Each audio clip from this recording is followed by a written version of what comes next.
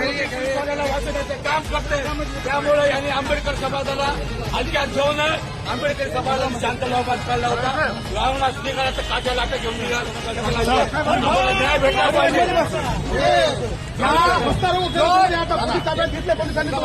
पोलीसवाल्याचं काम आहे ते. पोलीसवाले जातीवादी लोक आहेत सगळे. आम्हाला आंबेडकरी समाजाला आंदोलन करू देत नाही आणि या दहशी पोलीसवाल्याला अशोक गोरबांना सोडणारला एकाला आम्ही सोडणार नाही. जोपर्यंत सेवेतून जात नाही